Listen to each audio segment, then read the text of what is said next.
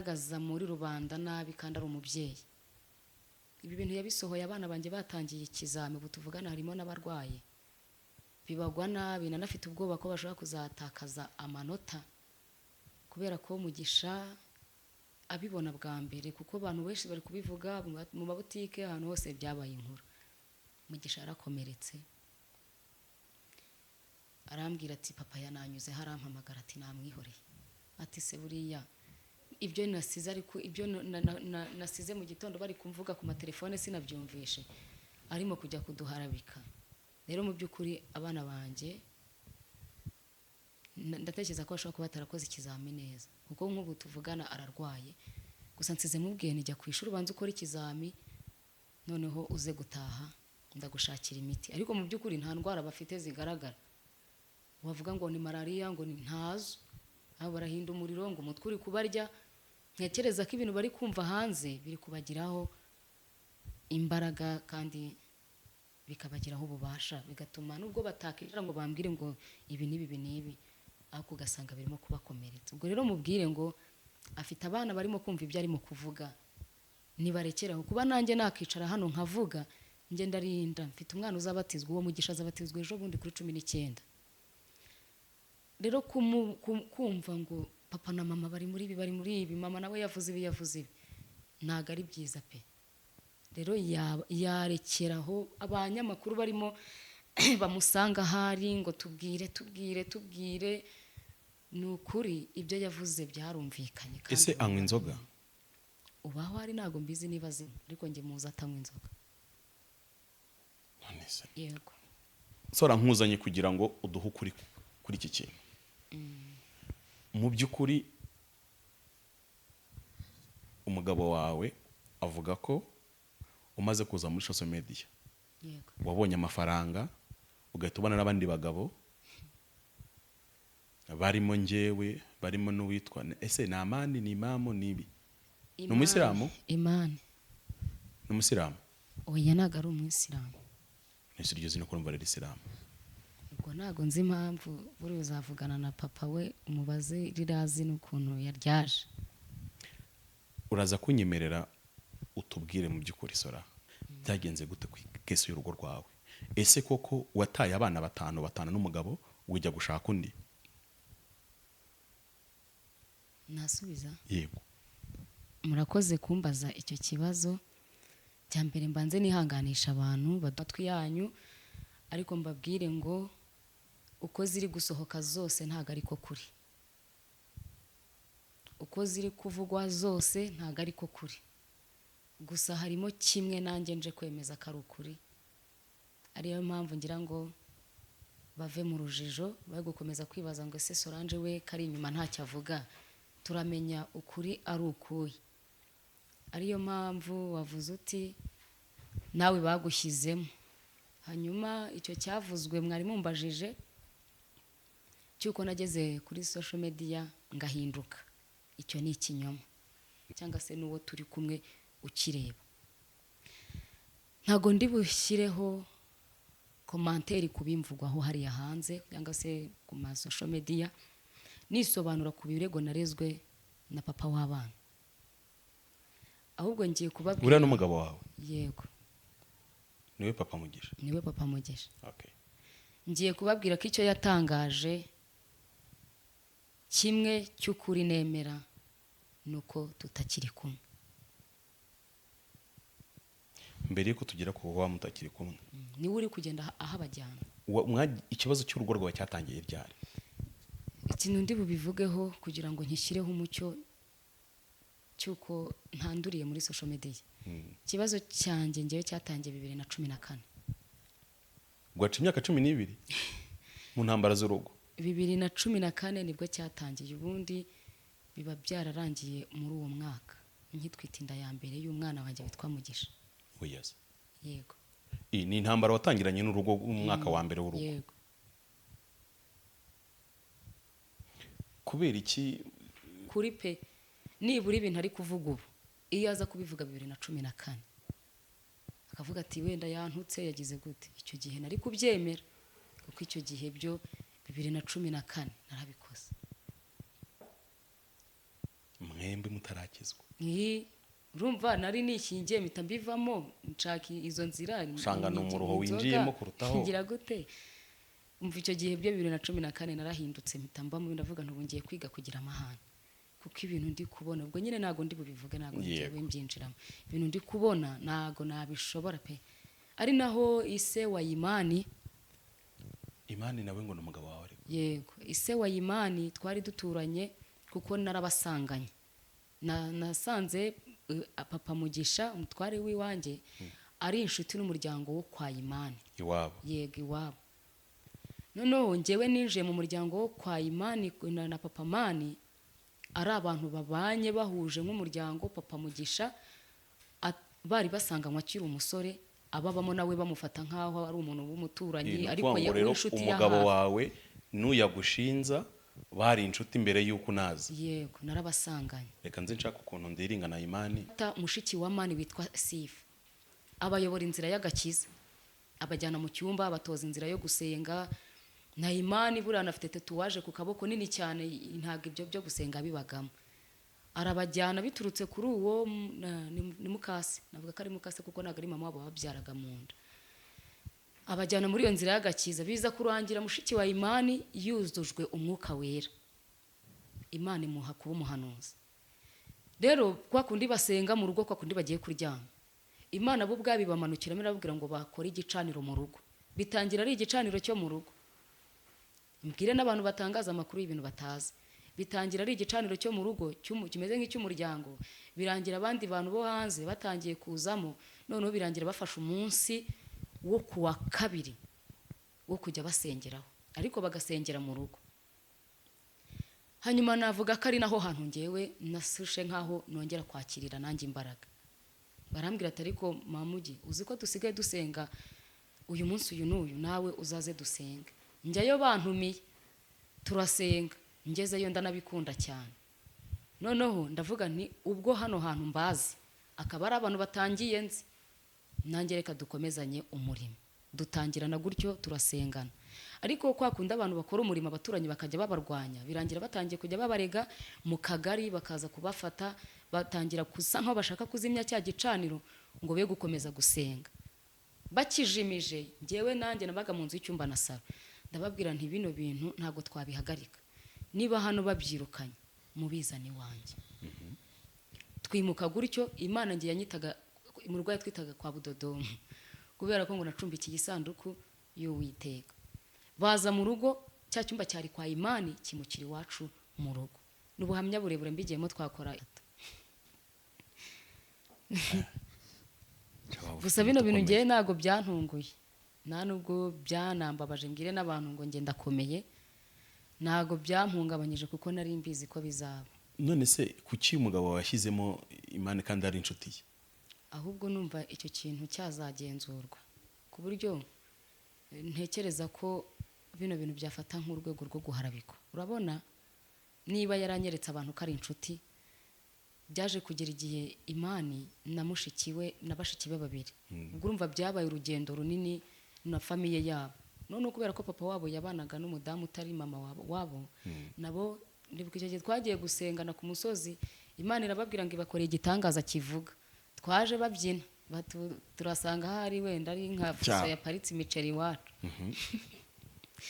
mu by'ukuri tuhageze twasanze papa wabo na mama wabo batandukanye. noneho bararira ati iki nicyo gitangaza Imana yatubwiye dukoreye kivuga. ariko nacyo kiravuga pe nubwo wenda tutagifata nk'igitangaza sinzi uburyo twakivuga ariko gifite ukuntu kivuga. bari batatu wenda nabo mushobora kuzababona kuko nzi ko buryo ikintu gitangiye kigira n'iherezo. yego nagiye kubona mbona abana saa 2 z'ijoro bangezeho bombi uko ari batatu. mushiki we yacuruzaga amakara n'igice cy'amakara kigezemo hagati yarasigaje nyine batari yacuruje arakikorera bangeraho ati muzi byatubayeho ubwo turi kumwe na papa w'abana tutise bigenze gute ati dusanze mama runaka ibikoresho ubwo ndikurinda kuvuga amazina kugira ngo batajya kubashakisha ngo bakururize ibintu. yego bati mama runaka na papa wacu umwe yatwaye abana be ati cyo koza papa wacu we yajyanye ibintu bye twe yadusize. ati ubwo mu nzu dusanzemo imyenda yacu yonyine inzu bayisize banze no kuyishyura kandi nyirinzu yaje gushyiraho ingufuri. niwo munsi Imana yabampereyeho uhita ubakira mu rugo nk'abana mbakira mu rugo nk'abana N'umugabo wawe muri mbakira kumwe. nzi ko ari ibisanzwe Kubera- nawe ahari. donc wari ubigiriye umugabo wawe kuko zari inshuti z'umuryango w'umugabo yego nanjye barabaye inshuti zanjye noneho twahujwe n'iby'umwuka no gusenga yego mbakira mu rugo nzi ko ari ibisanzwe ariko dusenze Imana irambwira ngo kuva uyu munsi ubabare mu mubare w'abana bawe uko ukurikirana abana bawe aba ariko ubakurikirana mbagushyize ku mutwe uzajya ubasengera uko bwije n'uko bukeye icyo ufite uzashobozwa kugira uzakibakorere cyangwa se uzakibahe mbihabwa mu nshingano njye rero kubera ko hano iyo mpageze birambabaza ihangane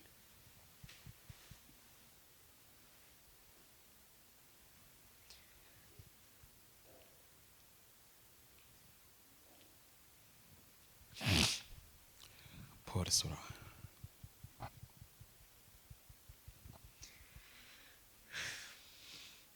impamvu bimbabaza ni uburyo abana wareze cyangwa abana azi ayo mateka yose n'ubwo buzima bwose twanyuranyemo abwirengagiza uyu munsi uwo mwana yita Imani akaba ari we nshira ko yamusenyeye urugo natekereza ibyo bankoreye bararushyigikiye ngo rubeho natekereza imirimo papa wa Mani yakoze mu muryango ngo urugo rwacu rugumeho nkumva birandenze njye bikambabariza umutima ibyo binda navuga ntacyo bitwaye ahubwo ntekereza njyewe umugisha nabakuyeho ari we utakabaye ari kuvuga ibyo arimo gutangaza uyu munsi rero mu rwego rwo kugira ngo aba bana banakurweho iki cyasha cy'uko ngo basenye urugo ni ukuvuga ngo ubwo icyo gihe baje mu rugo mushiki wa Imani yari afite imyaka 18 aba bana bakorewe ubugambanyi kugera ku rwego nubwo bavuga ngo Imani ngo tumusanze ari mu mafuta ya naye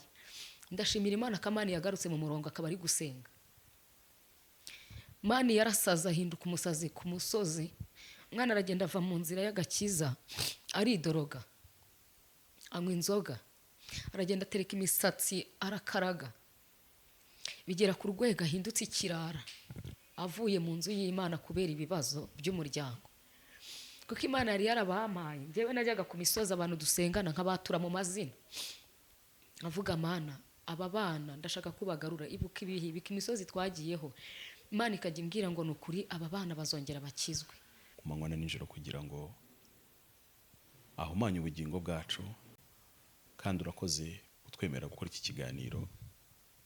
kiganiro kigoye imitima y'abantu benshi kubera ibihe bituri gucamo ariko nongeye kunezerwa kuko nsanze batari twe ba mbere bibayeho hari umunsi Paulo yanditse aravuga ngo mbandikiye nshaka kubamenyesha no kubahumuriza ku nkuru mwanyumvisheho ku byambayeho ndetse ashaka kugaragaza ko bitabaye inkomyi y'ubutumwa bwiza ahubwo byatumye ubutumwa bwiza bwamamara ndagushimiye kuko uri Imana ibasha kudukoresha mu bihe by'amahoro n'umunezero kuri twebwe ariko ubasha gukorana natwe no mu bihe nta Kristo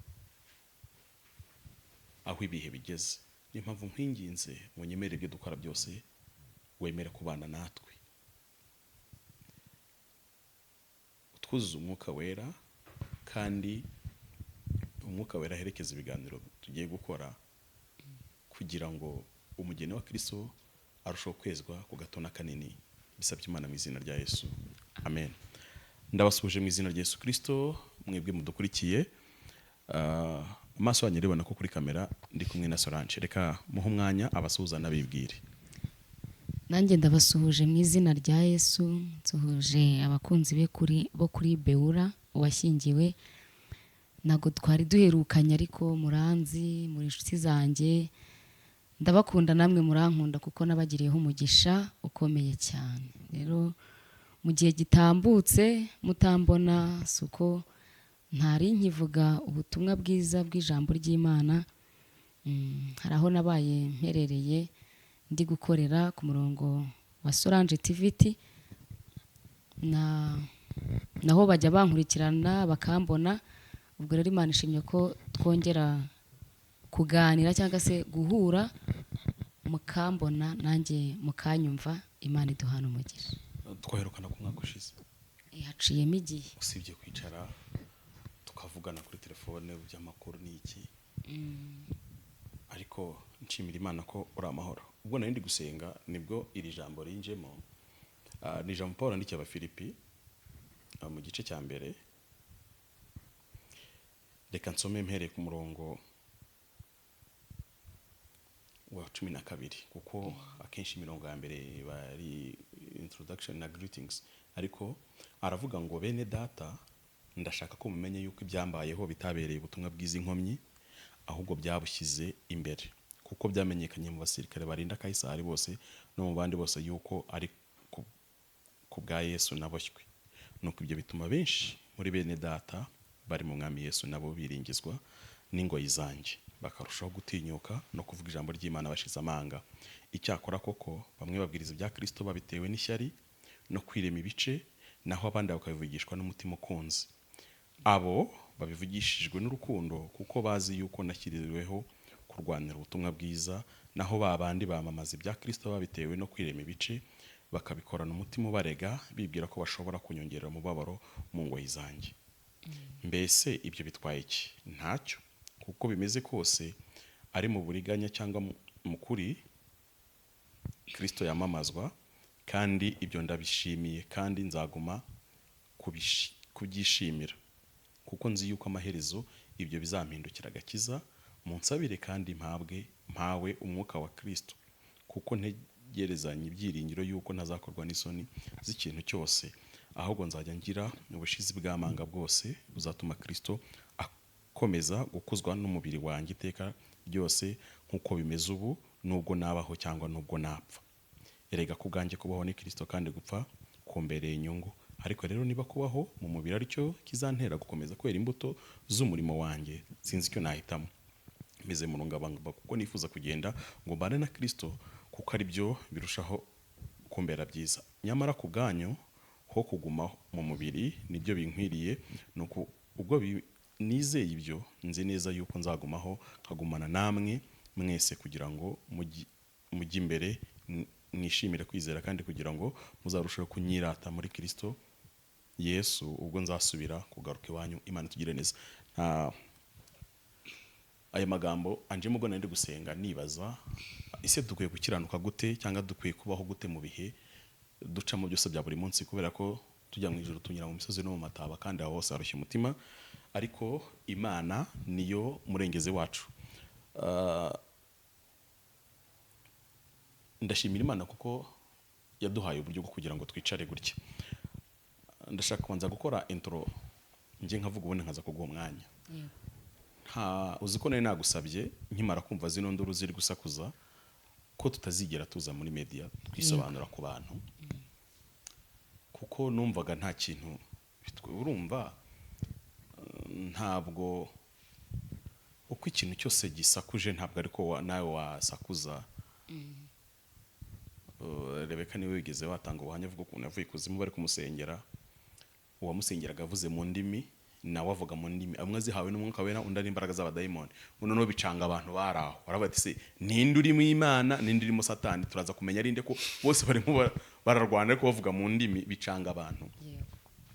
Ariko narice ndatekereza cyane, ngendera ku ijambo Paul abwiye abakore, ntavuga ngo Imana yacu ntabwo ari Imana y'umuvurungano, ariko ijambo ry'icyongereza bakoresha neza bavuga ngo ni confusion.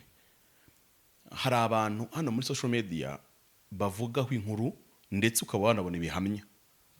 Nk'urugero, niba Pamphile wamufoto yasimbuka igipangu kuko bari bamufasha asambana akavunika akajya kwivuza akagaruka, ntabwo urumva ni inkuru igaragara, urasetse ese utekereza ibyo mvuze, ugasanga iyo insida yabaye mu gihugu abantu bacitse urondogoro, ariko Pamphile arongera agaruka muri media, nta kubabwira ati mumbabarire wenda buri umugore w'abandi cyangwa wenda ntabwo ibyo bamuzeho sibyo, agahita agaruka nk'aho ubuzima ntacyo bwaba. Ubu ni uburyarya, kandi mu buzima bwanjye Pamphile narahiye ko ntazigera mbiryarya, kuko Imana turahorana. Ntabwo rero kubeshya Solange mukanye ndibuze gusenga mbwira Imana ngo iki, ubu buzima bw'uburyarya kuvuga ngo okay mubyihorere isi zatuma bishira, barakuvuga ntujye kwisobanura bizashira. Ni ubuzima bw'indyarya, umuntu akavuga runaka senye runaka sambanya bikarangira babyihoreye. ntazi ngo tuvuge ngo ariko ngo runango ngo sori ngo rwose ngo bene data bakundwa muri Kristo Yesu, mwamwumvishe inkuru y'uko Pamfili ngo yasambanye na runaka, yasenye, yahaya gizarya ibintu biri aho ngaho, ewana umuntu agaceceka akabyihorera. Ngiye rero Pamfili suko nteye, ntabwo nzatuma abantu baba muri confusion ngo bibaze ngo ariko se Pamfili byo kuvugaho ni ukuri cyangwa si ukuri. Ni umuntu namvuga ibintu by'ukuri, nzaza mubwira ntibyo binavuze ariko ni ukuri, narabikoze cyangwa se nabikoze, ni ikinyoma arambeshyera, kugira ngo twe kuremera imitima y'abantu ngo bajye bakubara mu mashusho abiri. Ariko se ubundi nibyo kuki se ntacyo yavuze? Ubu ni uburyarya, ibi ngibi nibyo isi yigisha abantu kubaho, ariko umuntu uyoborwa n'umwuka wera ntabwo ari byo. Ndi gusenga nibwo nimvushije ijambo rya Paulo riza, ntabwo nari narateguye. Paulo hari ibintu byamubayeho kura gufungwa akagira Roma, abantu tumaze iminsi dusengana muri amasengesho, iriya nkuru twavugaga niyo yamuteye kwandika urwandiko. Avuga ukuntu yageze i Roma yarafunzwe, abantu batine nubwo. Ikindi gitumye Paulo yiexkiza kujya kuba Filipi niki, ntago Paulo yafunzwe bavuga ngo nuko ari umukristo, nta na rimwe yigeze bibaho. Aba bose mwumva ngo bahowe Imana, leta zabo zibahimbira ibyaha, suwate bagandisha abaturage, bangisha abayobozi igihugu, cyangwa se bakangisha abaturage abayobozi, gutyo nibyo bintu nyine barababeshyira. Kuva nimusoma amateka yose y'itorero muzasanga abantu bose bagiye bahorwa Imana. Leta nyine zazifite ibyaha zabashinze, cyangwa amadini ni umuyobe arimo aragumura abantu. Ariko se uranyita umuyobe kuruta uko Yesu byagenze? None se yishwe n'abakozi b'Imana bavuga ko ibyo bintu bitari byo. Niyo mpamvu Sora nemeye ko tuza kuri kamera. Ntabwo nje kuri kamera kubera ko umugabo wavuze ngo yambonye ngo ngucyuye. Haba neza umugabo duhamagaye tuti turaje turangije gusenga, umugore wawe muhurira aha umwakire, nkagenda nkamusuhuza, ntameshuringa ko nari kumwe n'umugore cyangwa nari kumwe na Samu, kandi abize ko abo bantu turi kumwe. Byanteye gutekereza ibintu ariko ibyo sigeze mbitekereza, ubwo natekerejwe no kubona byatangiye kuzamo abantu bitwa abakozi b'Imana. Reka mentioning no muntu ntabwo mutinya, ni Joel Uyobokamana. Yigeze akora ibiganiro byinshi na tumaze iminsi dukora. Okay, nacyo kiganiro cya mbere badukozeho nge nawe, bavuga ngo ariko Imana ni radio, ku buryo umuntu ayifungura igihe cyose ikavuga. Aba bantu mujye mwitondera ubuhanuzi bwabo, buri munsi baba bafite ngo na radio igera igaceceka. Niba Imana itavuga buri munsi, gusenga kwitorero ni ikinyoma, nta kintu bimaze, kuko iyo dusenga tuba tuvugana n'Imana. Mwebwe rero niba Imana itavugana namwe, nimwerure mubwira wa Kristo ko mwaguye byarangiye. Ariko mwibeshya abantu ngo kuko uyu munsi ubu Kristo n'isezerano rya kera ratandukanye, ko kera umwuka wera ashaka kuza ku muntu akamuhangaho, ariko uyu munsi umwuka wera atura muri twe. Iyo dusenga tubwira Imana kandi tugategana amatwi nabyo ikadusubiza. None abantu bafite ikibazo cy'uko b'Imana ntikivugana nabo, ahubwo nimwe mukwiye kwicekinga makarako kuki Imana itakivugana natwe, naho kuba twega Imana ivugana natwe buri munsi. Ntabwo numva byakabaye ikibazo. Yego. Sora nkuzanye kugira ngo uduhe ukuri kuri iki kintu. Mu by'ukuri umugabo wawe avuga ko umaze kuza muri social media, Yego, wabonye amafaranga, ugahita ubona n'abandi bagabo barimo njyewe, barimo n'uwitwa ese ni Amani, ni Imamu, nibi ni umuyisilamu? Imani ni umusiramu? oya ntago ari umuyisilamu. Nese iryo zino kurumva rero Isilamu. Ubwo ntago nzi impamvu buri uzavugana na papa we umubaze rirazi n'ukuntu yaryaje. Uraza kunyemerera utubwire mu by'ukuri Sora, byagenze gute ku kesi y'urugo rwawe? Ese koko wataye abana batanu n'umugabo wijya gushaka undi? Nasubiza? Yego. Murakoze kumbaza icyo kibazo. Cya mbere mbanze nihanganisha abantu badukunda, badukurikira kandi bakunda gutega amatwi ibiganiro dukunda gutambutsa kuri izi mbuga nkoranyambaga. Ariko ntago ari ibiganiro byamamaza amakampani y'ibyo ducuruza by'inyungu zacu, ahubwo ni kubw'impamvu y'ubutumwa bwiza bwa Yesu Kristo, kuko yashimye kudukoresha mu gihe nk'iki.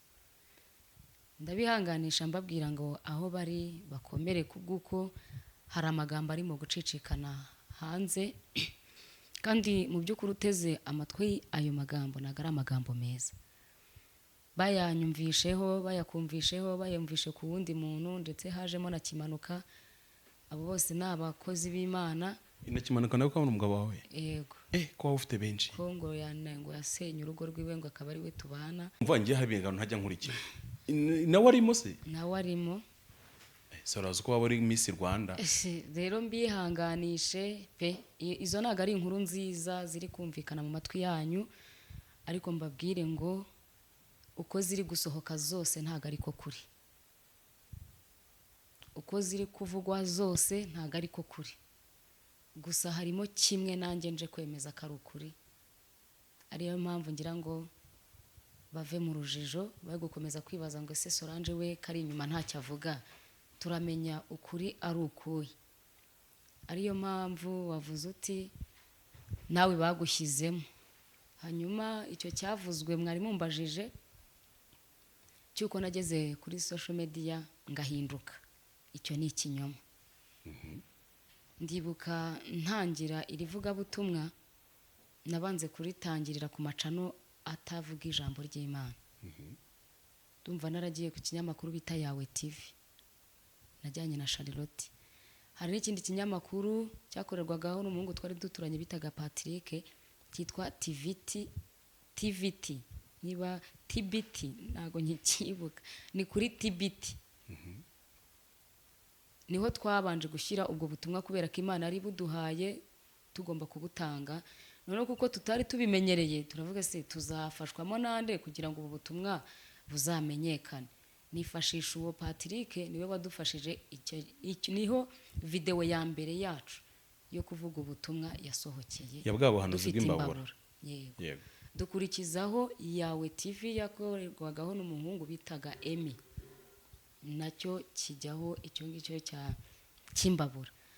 Hanyuma ndumva narageze aho mbwira Charlotte, ndamubwira nti hano hantu ntago basenga, baba bashaka kugira ngo ibyo badukoresheje bise nkaho byo bizamura inuza yabo, ariko nta jambo ry'Imana ririmo.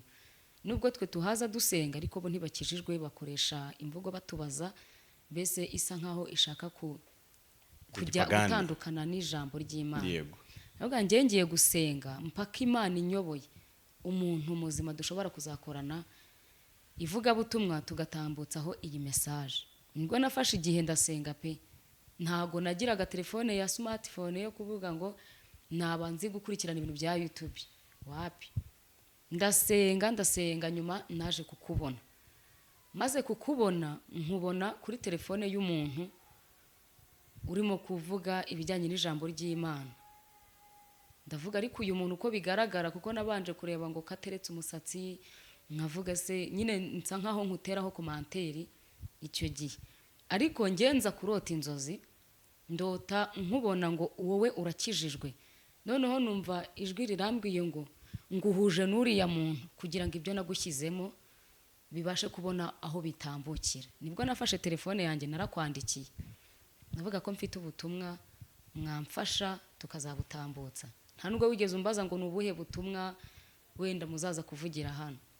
Ndakubwira, urambwira ati nta kibazo mwazaza. Ndakubwira ni rero umunsi uyu n'uyu niwo duteguyeho tuzaza, kuko icyo gihe ndumva narazanye na Charlotte. Abantu benshi baramuzi, twatanganye buriya butumwa.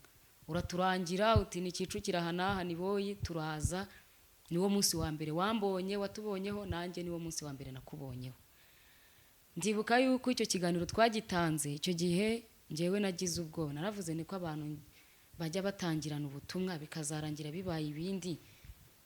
Ibi bintu ni ibiki? Ndakwegera ndakubwira rero, nubwo njyewe nje gutanga ubutumwa hano, ariko mfite ikibazo muri famille. Ejo wenda utazabyumva ukavuga ati ko Solange yaje ahavuga ko ari umuvuga butumwa cyangwa tumwe n'Imana, ibi bindi ko tutabimenye. Urambwira ati ibyo bibaho, wowe upfa kuba nta ruhare ubifitemo, komeza umurimo w'Imana. Ubwo rero tukomeza kujya tugenda tubivuga nawo, nkakubwira uko bimeze, mfasha gusenga. Hari naho nagiye nkubwira nti wangira inama ki, ariko inama zimwe wagiye umpa zikananira kubera ko ndi umuntu. Hakabaho izingoye kuzishyira mu nshingano, nkumva birananiye. Rero impamvu byananiraga, buriya hari igihe ikintu gitinda kikazageraho kikangiza umutima w'umuntu. Buriya abantu benshi nubwo batavuga, si uko ibyo kuvuga batabifite, ahubwo urabwira nde, uramenyesha nde. Rero nagira ngo nshyireho umucyo kuri iki kintu cy'uko njyewe ntahindutse kubera ko nageze kuri social media, cyane ko n'amafaranga banshira ntayo mfite pe, nta n'umuntu yampa mbivugiye imbere ya kamera. Uyampa uzi ko aba hanze azi ko angenera amafaranga ya buri kwezi atera urutoki avuga ati njyewe Solange muha inkunga y'abana. Sora, icyo amafaranga cyihorere wikivugaho. Reka nkubwire impamvu nashaka kukivugaho. Yego. Mbaye muri ibi bintu imyaka 7. Yego. Izi YouTube nyinshi mubona zavutse mpari njyewe ndimo. Rero ubugome bw'abayutuba ndabuzi. Muzacunge mujye mwumva amakuru agenda kwihwiswa ngo runaka yari y'amafaranga runaka yari runaka. Mujye mubona ba nyiri kuvugaho bagaruka kwisobanura. Abantu abayutuba ndabazi bihagije. Niba hari n'umuntu ufite amafaranga agomba yaha Solange namuhe noneho naka kantu mugakate mugakwirakwize muvuge ngo twasabye turamaze. Ubu se ari ukubwira ariko Solange abwiye umuntu ngo niba ushaka ngo ikiganiro mpatiki no kuba abantu umuntu akubwira ati wamfashije nkavuza umwana, wamfashije ko ndwaye nkarembye, ukahita umubwira ati uramihumbi 100 ngahe cyangwa se tuzasatura azavamo. Abayituba ibyo mvuga abantu bafite ama YouTube channel mwe murabizi ko ibyo bintu mubikora, abantu mubona basaba bakavuga ati rwose Solange ararembye n'umwana ararembye muduhe. Muzakurikira amadira bari nyuma y'abira bintu.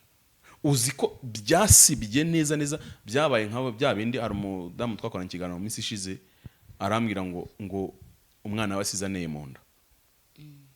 Yabyaye umwana ariko ngasanga aneye mu nda. None nubwije mbona ibyo nari mbyumvishe. Nicyo kiganiro abantu bazagikurikira. Cyakabiri cyanasohotse uyu munsi ariko kirasohoka ejo cyangwa ejo bundi simbizi. Numva ni ibintu bitabona ngo nzi ko umwana nyara. Barambwira rero ngo bita bituma ngo atazongera kubyara. Rero aba YouTube musige mubona nta biganiro byo gufasha abantu bikibaho. Kubera iki? Abantu barabikoze barabicuruza. Yego. Hanyuma wa muntu niba Solange namuririye amafaranga agatajya muri YouTube akabivuga.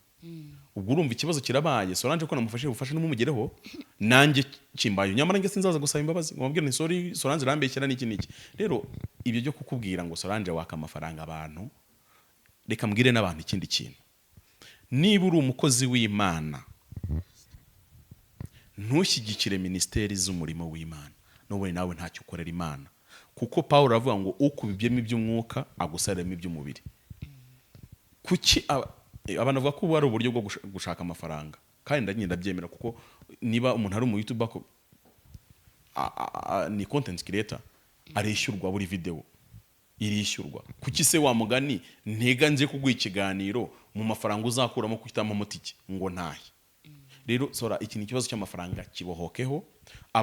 Abakusebya gutyo ntayo baguhaye, nibuze ngakubwira ati yarayampaye nyako yarayanyatse, icyo cyo gihubohokeho pe. Ntukazigera no kwisegura, ahubwo nyine n'umuntu ushyigikira umurimo w'Imana n'ujye ubona mwene so yaba ubonye kuri social media cyangwa uwo muzi mwakoranye umurimo w'Imana.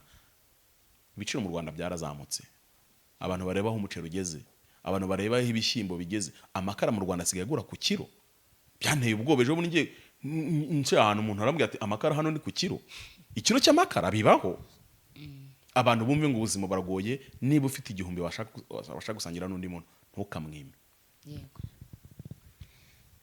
Yego murakoze kutwunganira.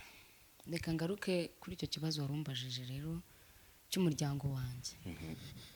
Mu by'ukuri reka mbabwire, Imana ntago yatugize nk'ikirahure. Impamvu nkoresheje iri jambo abari bubyumve bashaka kuvuga ati wenda avuze nabi.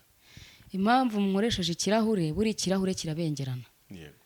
Kubengerana kw'ikirahure iyo ukitegereje wagisukamo amazi, wagisukamo ji, wagisukamo fanta, iyo ureba ukarebera ikirahure kure ubasha kumenya ibigisutswemo.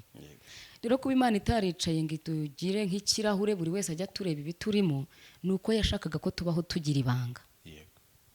Ubu ibyo ntakubwiye ntago wabimenya, kereka Imana igukoze ku maso ukagira amaso areba aho abantu batareba ukabihishurirwa. Rero iki kintu nge nkiha agaciro ko Imana itangiza ikirahure. ngo buri wese ajya areba ibyo ntekereza, ajya areba ibyo amenye wese. Rero birambwiye ngo birasobanuye kuri njye ngo njye ngomba kwigirira ibanga cyangwa se ngomba kugira ibanga. Icyo Imana itashatse ko kijya ku gasozi ni icyanjye nyine, nta wundi muntu nkwiriye kukimenyesha cyangwa se kukibwira, ni hagati yanjye n'Imana cyangwa se n'uwo turi kumwe ukireba. Ntago ndi bushyireho komanteri ku bimvugwaho hariya hanze cyangwa se ku ma social media, nisobanura ku birego narezwe na papa w'abana. Ahubwo ngiye kubabwira uriya n'umugabo wawe? Yego, niwe papa Mugisha. niwe papa Mugisha. Okay. Ngiye kubabwira ko icyo yatangaje kimwe cy'ukuri nemera nuko tutakiri kumwe. Mbere yuko tugera ku wa mutakiri kumwe, uravuze ngo ntabwo ibibazo by'urugo byabaye, kandi urumva ngenda bizi twabiganiraho na mbere abantu batarakumenya ko wakuze benshi bakuze kubera beura. Wagiranye ikibazo n'umugabo wawe ryari? Byatewe n'iki? Byatangiye ryari? Uri umukristo, ndivuna niba twaravuganye mwarasenganaga. Yego. Wagiranye ibibazo n'umugabo wawe ryari? Ikibazo cyanjye kiraza kuzamo burana famiye, kuko mfite umupapa wandeze mufata nka papa, kubera ko papa wanjye ntawe ngira. Mama wawe se? Mama wanjye warahari. Niwe buriya nabonye muri social media w'umukecuru uriya rwose ntago ari mama wanjye, n'abantu babi. Umukecuru umeze ukuntu? Oya, ntago ari mama wanjye, kuko mama wanjye wamubonye isa nawe umuntu uza, ariko mbabwire ngo ntago ari mama wanjye. Uramuzi se uriya? Ndamuzi, atuye muri quartier twahoze dutuyemo, ariko siho ntuye ubu. Twarahoze tuhatuye kuko kuva mpavuye hashize nk'umwaka. Nese kuki yaje bavuga ko ari mama wawe? Uriya muntu rwose nta na fanta ye, nta n'amazi, nta n'iki, nta nubwo twagize ubushuti wenda ngo mvuge ngo runaka. Gusa nyine mwaraturanye uramubona? Twatuye muri quartier imwe. Utarashaka warashatse? Nubanga impamvu bari abantu bari kubafata ni abantu bari muri quartier aho papa w'abana atuye. Bari kugenda baganiriza abahatuye. Niwe uri kugenda ahabajyana. Ikibazo cy'urugo rwawe cyatangiye ryari? Ikintu ndi bubivugeho kugira ngo nkishyireho umucyo cyuko ntanduriye muri social media. Ikibazo cyanjye ngewe cyatangiye 2014. Gwaca imyaka 12 mu ntambara z'urugo. 2014 nibwo cyatangiye, ubundi biba byararangiye muri uwo mwaka nkitwita inda ya mbere y'umwana wanjye witwa Mugisha. Yes. Yego. Ni intambara watangiranye n'urugo umwaka wa mbere w'urugo. Yego.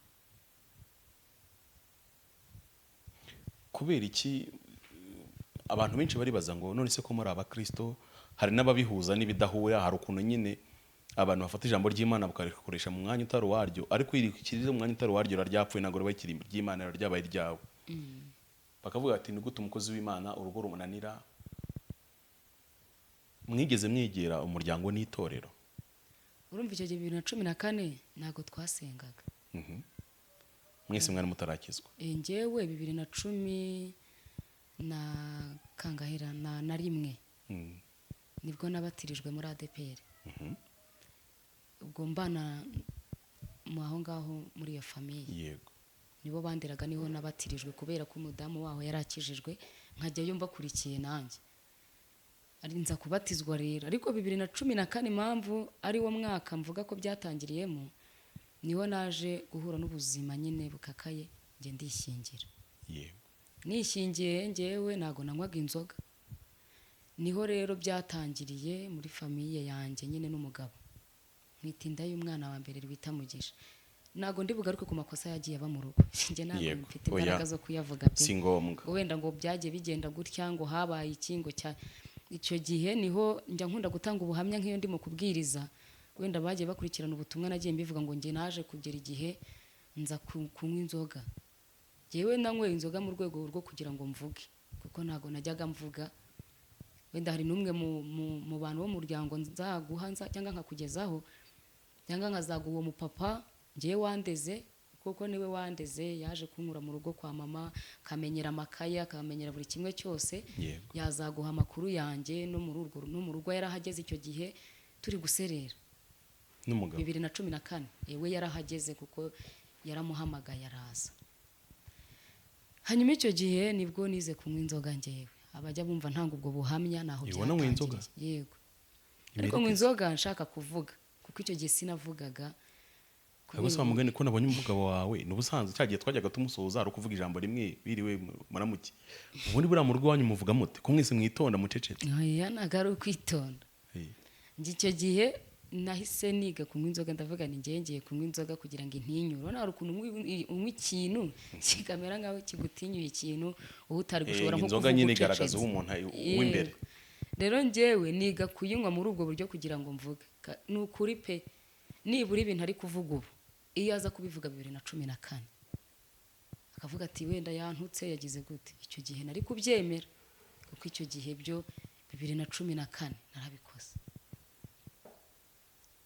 mwembe mutarakizwa urumva nari nishingiye mpita mbivamo nshaka izo nzira usanga ni umuruho winjiyemo kurutaho ngira gute umva icyo gihe byo 2014 narahindutse mpita mba muri ndavuga ntubungiye kwiga kugira amahane kuko ibintu ndi kubona ubwo nyine nago ndi bubivuge nago ngiye mbyinjiramo ibintu ndi kubona nago nabishobora pe ari naho ise wa Imani nawe ngo n'umugabo wawe yego ise wa Imani twari duturanye kuko narabasanganye nasanze papa Mugisha umutware w'iwanjye ari inshuti n'umuryango wo kwa Imani iwabo yego iwabo noneho njyewe ninjiye mu muryango wo kwa Imani na papa Mani ari abantu babanye bahuje nk'umuryango papa Mugisha bari basanganywe akiri umusore ababamo nawe bamufata nkaho ari umuntu w'umuturanyi ariko y'inshuti yahawe umugabo wawe n'uyagushinza bari inshuti mbere y'uko unazi yego narabasanganye reka nzi nshaka ukuntu ndiringa na Imani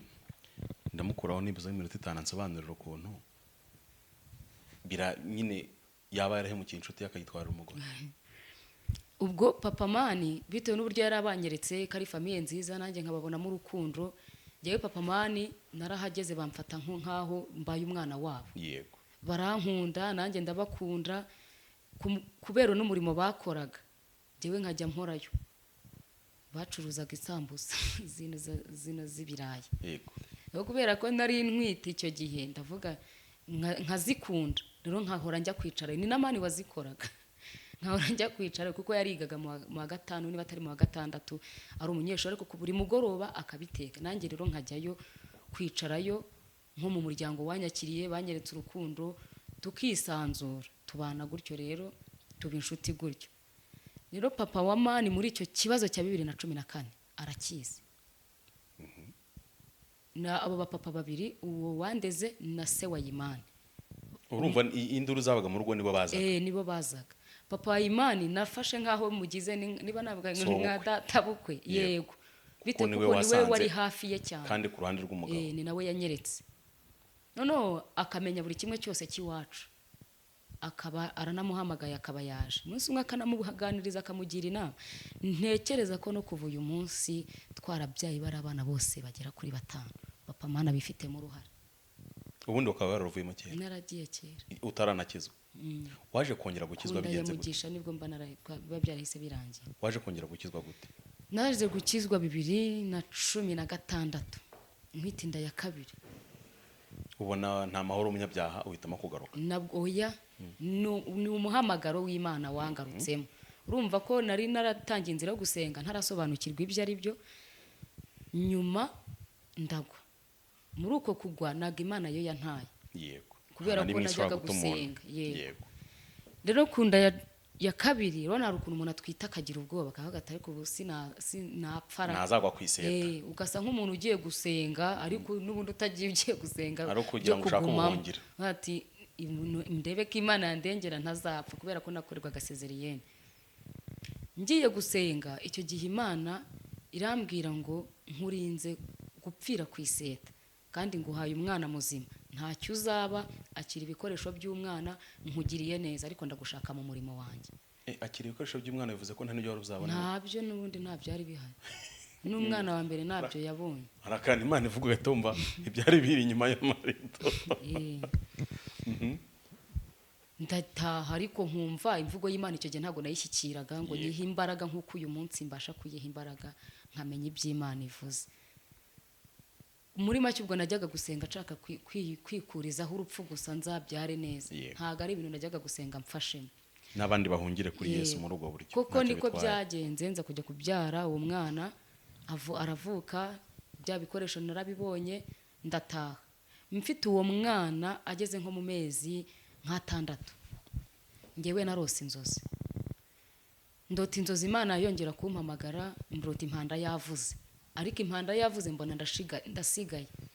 None mbona ikintu kinsigaje ni inzoga, nkajya mbona abantu bari kujya mu ijuru bo baranezerewe barishimye, ndababara, ndavuga ngo Mana, ubu ngewe n'iki nakora ngo mboneke mu mubare w'abari kujya mu ijuru? Nahise rero numva ijwi rimbwira ngo ubu tuvugana byarangiye, ntacyo wakora ngo uboneke mu mubare w'abari kujya mu ijuru. Cyokoze ijwi rirambwira ngo subiraho wahoze cyangwa ibyo utinya bikugereho, subiraho wahoze cyangwa ibyo utinya bikugereho. Hari abantu bagiye kumva ikintu ngiye kuvuga bagaseka, mu by'ukuri ngewe nta kindi nahise ntekereza, ntinya sida. Nahise mvuga ubu ngubu ngiye kuzarwara sida, naho kugira ngo nzarwara sida. Wowe wari uri kubwirwa iherezo ribi ryo kuzasigara, ariko wowe wumva utinya sida. Njye navuga ubu ngubu ni sida, ntireka numvire ibintu Imana ivuze. Ntakijijwe nzarwara. Ntakijijwe n'ubu nzarwara sida, kuko hari umumama w'iwacu wapfuye, mama ajyayo anjyanayo ndi umwana muto, yapfaga atonyoka, mubonesheje amaso yanjye uburyo apfuye, barambwira ngo yishwe na sida. Ariko muri icyo gihe abantu bicwaga na sida barababeshyeraga ngo barabaroze. Ndabase sida ifatira hehe, bigenda gute? Arambwira rwose uwo mubyeyi wandeze nakuha ubuhamya bw'inyuma yanjye bw'uko nabaye ikirara, nzaba nsinzwe. Nkura nirinda ikintu bita icyaha cy'ubusambanyi, ninyiyo sida kubera uburyo nabonye umumama yapfuye.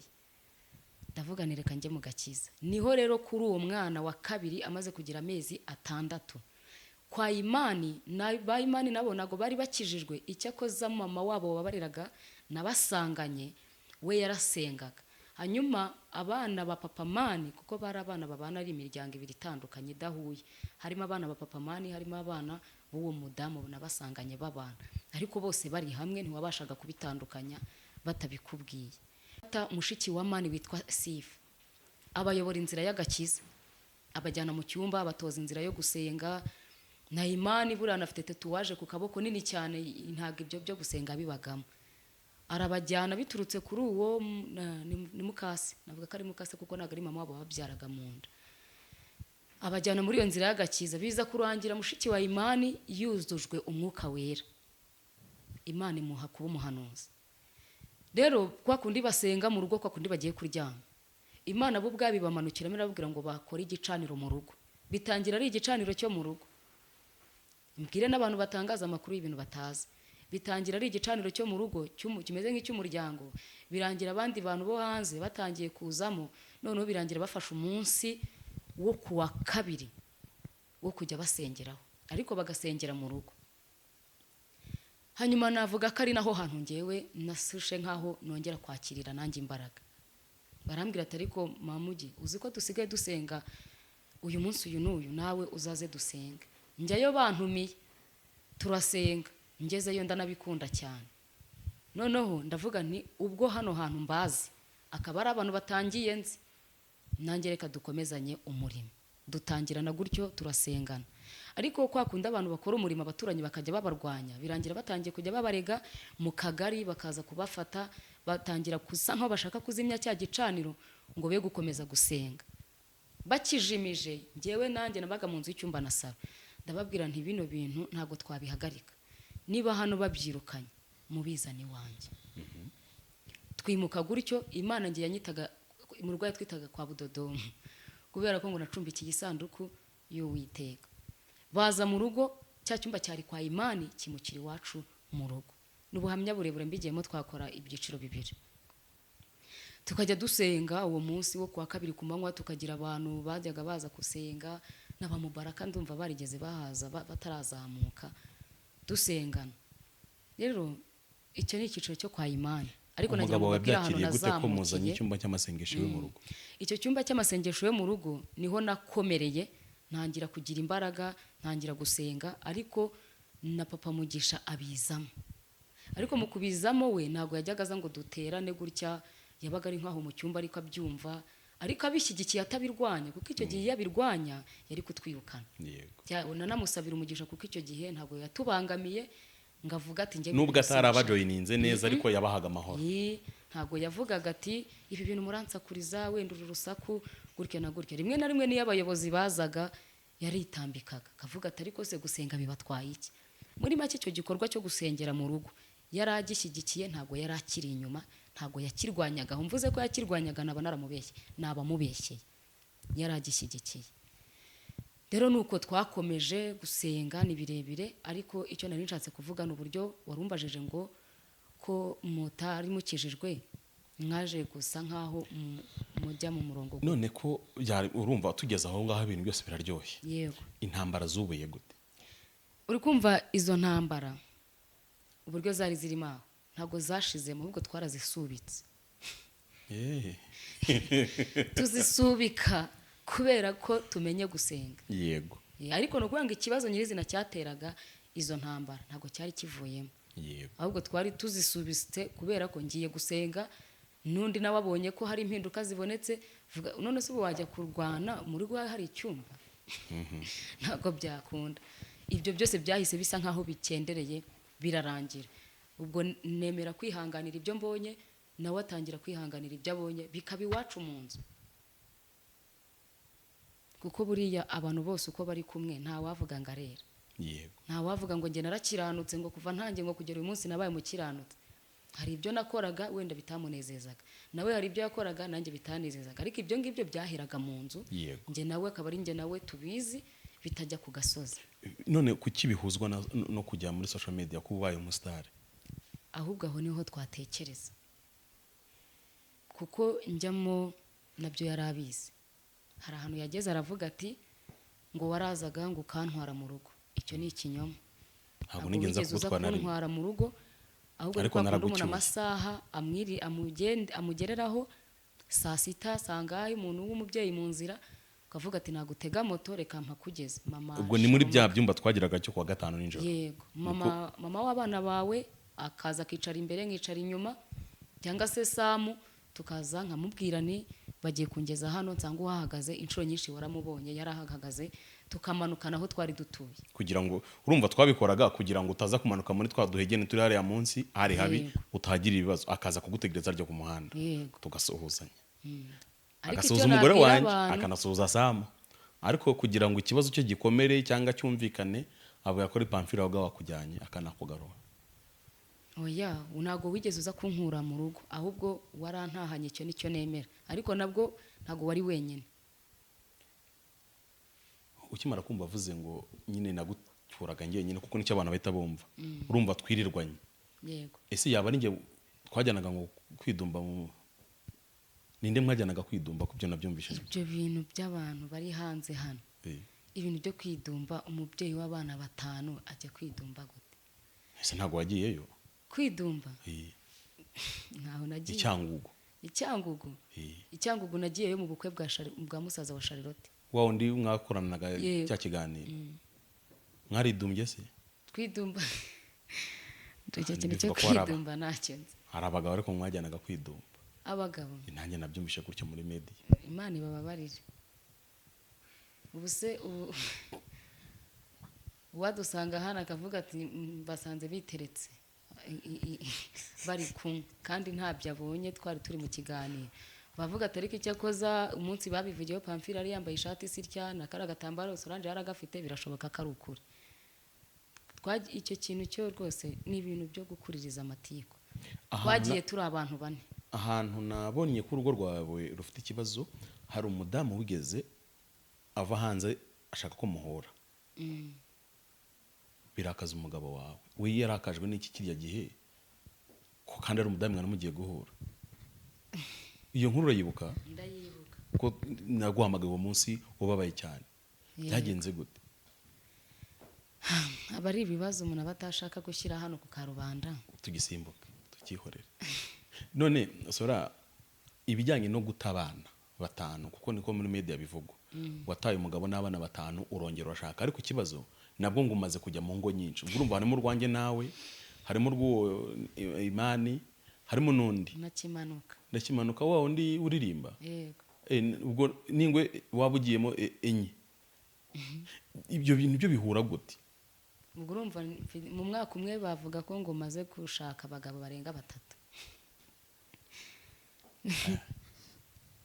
gusa bino bintu ngewe ntabwo byantunguye, nta nubwo byanambabaje mbwire n'abantu ngo ngenda ndakomeye, ntabwo byampungabanyije kuko nari mbizi ko bizaba. none se kuki umugabo washyizemo Imana kandi ari inshuti ye? Ahubwo numva icyo kintu cyazagenzurwa ku buryo ntekereza ko bino bintu byafata nk'urwego rwo guharabikwa. Urabona niba yaranyeretse abantu ko ari inshuti, byaje kugera igihe Imani na bashiki be babiri, ubwo urumva byabaye urugendo runini na famiye yabo.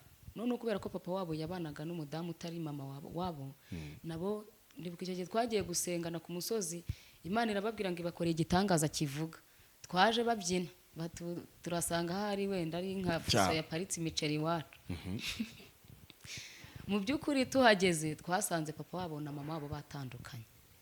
Noneho bararira ati iki nicyo gitangaza Imana yatubwiye dukoreye kivuga. Ariko nacyo kiravuga pe, nubwo wenda tutagifata nk'igitangaza sinzi uburyo twakivuga, ariko gifite ukuntu kivuga. Bari batatu, wenda nabo mushobora kuzababona, kuko nzi ko buryo ikintu gitangiye kigira n'iherezo. Yego.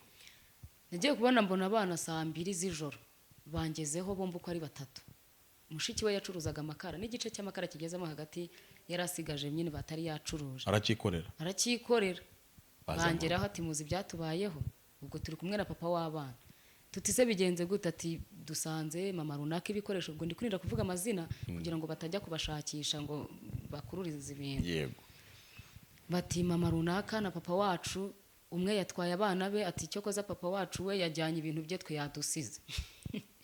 Ati ubwo mu nzu dusanzemo imyenda yacu yonyine, inzu bayisize banze no kuyishyura, kandi nyirinzu yaje gushyiraho ingufuri. Niwo munsi Imana yabampereyeho. Ubu tubakira mu rugo nk'abana. Mbakira mu rugo nk'abana. N'umugabo wawe muri kumwe. Nzi ko ari ibisanzwe. Donc wari ubigiriye umugabo wawe kuko zari inshuti z'umuryango w'umugabo. Yego. Nanjye barabaye inshuti zanjye, noneho twahujwe n'iby'umwuka no gusenga. Yego. Mbakira mu rugo nzi ko ari ibisanzwe, ariko dusenze Imana irambwira ngo kuva uyu munsi ubabare mu mubare w'abana bawe.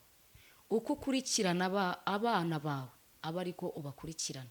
Mbagushyize ku mutwe, uzajya ubasengera uko bwije nuko bukeye. Icyo ufite uzashobozwa kugira uzakibakorere cyangwa se uzakibahe. Mbihabwa mu nshingano ngewe n'umugambi. Abarokore barabyumva. Yego, n'umugambi w'Imana. Mu by'ukuri imyaka bari bafite ntabwo byari binkwiriye, kuko nanjye sinari mukuru kuri bo.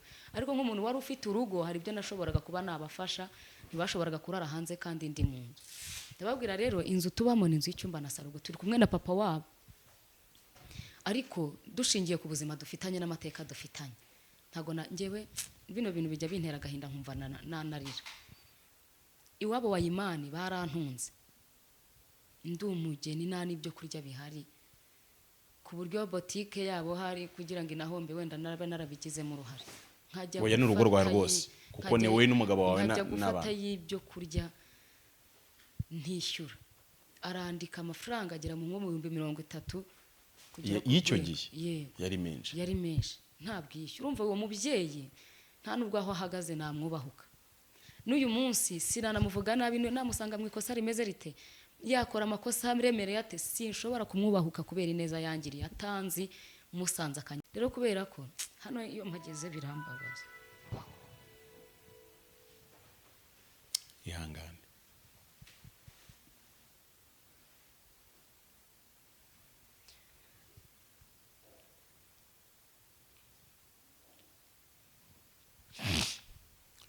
Paul Sura.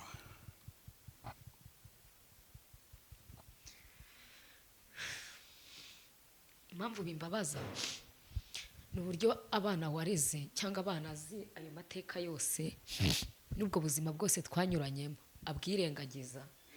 Uyu munsi uwo mwana yita Imani akaba ari washira ko yamusenyeye urugo.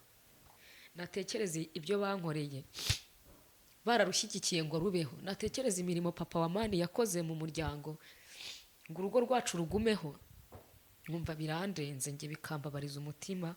Ibyo binda navuga ntacyo bitwaye, ahubwo ntekereza ngewe umugisha nabakuyeho ari we utakabaye ari kuvuga ibyo arimo gutangaza uyu munsi.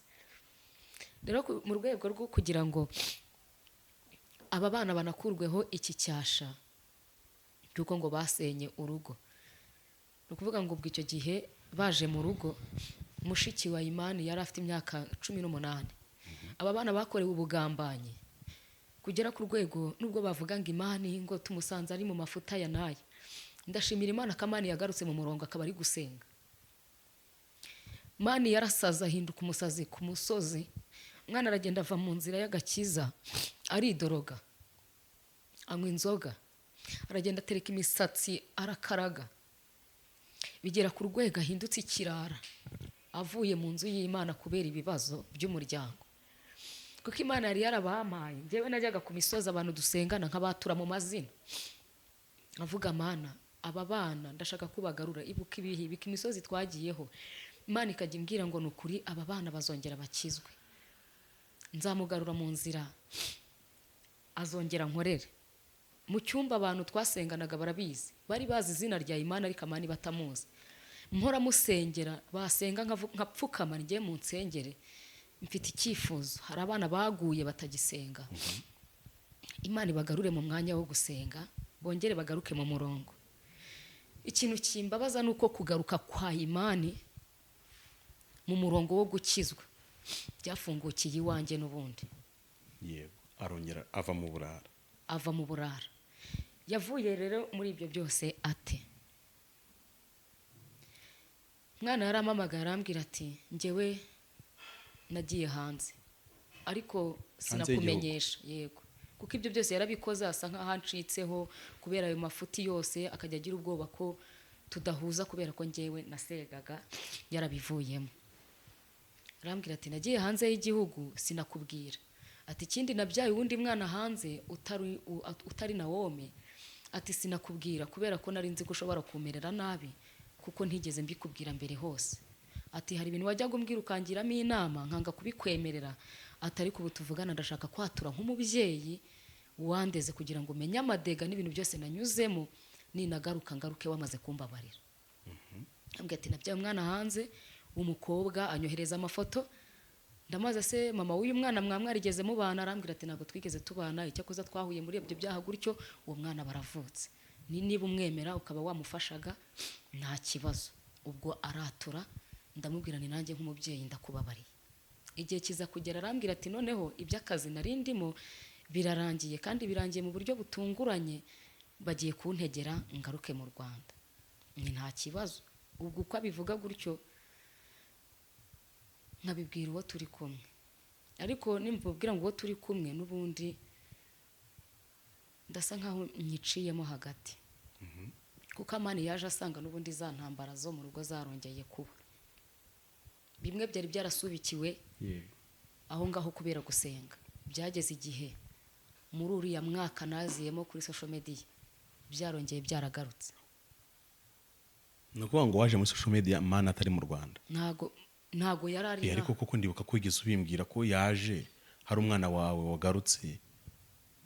Hatumaze iminsi ngahera hari umwana twiye tuganiraho icyo gihe. Ngiye numvaga ari umwana, ntago nzi ko ari umugabo. Niba icyo gihe yari yaragiye, icyo gihe gusa ntago yari ku buzima bwanjye, ntago yarahari, yari yaragiye muri ibyo bintu byiwe. Namenye nyuma ko yagiye hanze ari ubimbwiye, yenda no gutahabura nk'amezi 2 ngagaruke. Araza rero ajya mu buzima ngo niba ikibagabaga ngajya kuba muri apartment. Birangira byanze. Arambwira ati niho ndi ariko ngiye gushaka uwundi muntu tubana. Ndamubwira kuki waje ukajya muri apartment itanga amafaranga menshi, ntunatubwire ngo tukugire inama. Ntigirwa bimpaha ubusobanuro buhagije kuri ibyo. Icyakoza icyo gihe haza ndibuka ko yaje mu rugo na papa w'abana akatusura tukaganira tukavugana, arataha. Yaje inshuro 2 ataha. Ku nshuro ya 3 niho njyewe nasanze yaje mu rugo. Yaje mu rugo nanjye mu by'ukuri naraje nsanga yaje mu rugo, yaje azanye n'ibikapu. Iwanyu kwa papa Mugisha na mama Mugisha. Azanye n'ivarisi. Uko nose kariho yarerewe. Noneho yamamagaye ndi ku rusengero arambwira tubungeze mu rugo. Ndamubwira se habaye iki? Ati naje mu rugo kandi nazanye n'igikapu, ntago mfite ahantu ho kuba ndi. Noke ntaho ni mu rugo iwanyu, icara n'ubundi kuko twa dufite n'umukozi. Icara n'ubundi ndaje mpagusange. Papa Mugisha rero haziye abitubwira na turi kumwe. Twari kumwe. Urumva nanjye sinari impari nawe ntiyari ahari. Tuhageze dusanga ivarisi iri aho ngaho. Ndamubwira nti rero Imana yambwiye yuko aje kandi yageze hano mu rugo. Ndamubwira ni yicare turaza kubivuganaho nitugera mu rugo, n'ubundi aho ni mu rugo nta kibazo. Abitubwirana turi kumwe ikibazo cy'uko byagenze n'uko bimunaniye, twese turamubwira ati buri hano n'ubundi ni mu rugo nta kibazo. Yicara atuje. Natangajwe no kumva inkuru hanze haciyemo nk'icyumweru ngo namuzaniyeho uwundi mugabo. abizi ko ari umwana yareze aho ngaho wari waragiye agapfapfana gutyo, yego, aguhindukira umugabo, yahita avuga ati namuzaniyeho uwundi mugabo. naho byatangiriye kugira ngo byongere gusubira hanze. Noneho rero none se amani bari amani murabana? uyu munsi Imani ntabwo tubana, kubera ko agitangaza ayo makuru yo kuvuga ko namuzaniyeho umugabo, byabayemo ibintu by'akavuyo. Umuryango wanjye n'umuryango wiwe uteranye amuvugaho. Amuvuzeho ndavuga ariko nubwo bivuze Amani ntabwo ari umugabo hano, urabizi. Akabyemera ati ntabwo ari umugabo hano, ariko simushaka. nta nubwo avuga ngo ntabwo amushaka. Icyo yavugaga ngo ntabwo ashaka igendagenda ryacu byawe na Amani. Yego, aho si igendagenda ryacu niriye. N'ubundi Amani arasenga, nanjye ndasenga, tugendana turi abantu bangahe, njyewe Imani na Charlotte n'uwitwa Mama Marina, n'abantu benshi twari groupe tukajya gusengera ku musozi. Ariko nubwo tugendagenda ku musozi nkamubwira we wajya uza tukajyana, ngiyo Mana yanyu ngo ntabwo ivugira ku misozi gusa, ngo n'ahandi ngo Imana ibihari. Mubwira okay, wowe ufite uko wizera, ariko twebwe turekera uburenganzira bwacu. Biba ikibazo kirekire Pamfi, nabona ukuntu nabisobanura, ariko dosiye yazamutse ya Imani yo nyisubikire hano. Nagamani ari umugabo wanjye. None se uriya mugabo munini yo harya yitwa nde? Kimanuka wavuye iwawe kuri Beura, njya guhura na Kimanuka ariwe dukorana. Yego, nabyo nje kubivuga byaba amatiku yo kugenda muri famiye z'abantu. None se kuki yitwa umugabo wawe? Nta nibwo nzi icyo wowe yashingiraho, kuko none se ko nubwo ugiye guhana ntabyumvisha, kandi nkubwiza ko ntabwo nabyumvisha. Ariko nagiye mbona amafoto y'abagore bari bavuga ngo wabatwariye abagabo. Aba bagore bo nabaye umwe ni wenze. Hari uwavuze ngo ni nyoko, wamwihakanye. Hari abandi bavuga ko wabatwariye abagabo. Umwe ni wenzinzi uwo wakoranye ubukwe na Imani mbere yuko Imana agenda. Yego, muri cya gihe nyine rero apagani. Ariko urumva none se we yabara kubivuga gate kandi umugabo yashingiye ku by'umugabo wawe yavuze? Ni ukuvuga ngo uwo ni wenzi kandi nawe muzi kuko babanye. Ese uyu mugore uri kubakoresha ibiganiro muraziranye? Ntabwo tuziranye. Ari kubakuraye? Ntabwo mbizi ahantu ari kubakura. Ntubona ko bishobora kuba ari nk'akagambana, ari abantu bapanze kugira ngo, kuko umugabo wawe yari usibe ko cyagiye twavuganye umwaka ushize nkubwira nti umugabo wazaza muri social media ibintu ubu byiteguye, iyo ntambara uzamenye uko uzayirwana kuko azaza kuza byazaza. Ariko ninde wabatungiye urutoki kugira ngo bamenye umugabo wawe, kugira ngo bamenye kesi y'urugo rwawe ninde? Ntabwo namenye umuntu uri inyuma y'ibi bintu, ariko ubiri inyuma ni Satani, kubera ko n'abambara ibi Satani afite abakoreramo n'abakoresha. Uko byateguwe nuko bizarangira bizwi n'Imana, ariko icyo nabwira abantu icyo kuvuga ko Imana aba iwanjye mu rugo, ntago Amani haba. Amani abana na mushikiwe bita Iranzi, babana i Masoro. None se kuki bitagiye mu itorero Sora? Mu itorero buriya nagiye nkikira ibintu byinshi Pamfi, nagiye nkikira ibintu byinshi, ntago nashatse kwinjira mu bintu byinshi by'umuryango wanjye. Rego urumva urihangana, ibyinshi by'umuryango wawe nge tuvugana ndabizi, ni byinshi pe.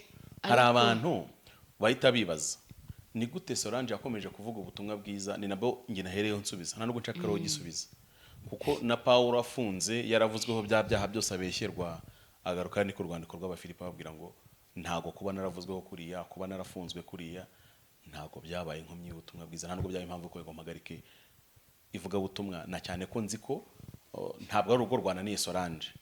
Icyo kintu abantu bumva bigitandukanye, ahubwo nta muntu utagira intambara. Satani yakubuze hamwe gutegera ahandi.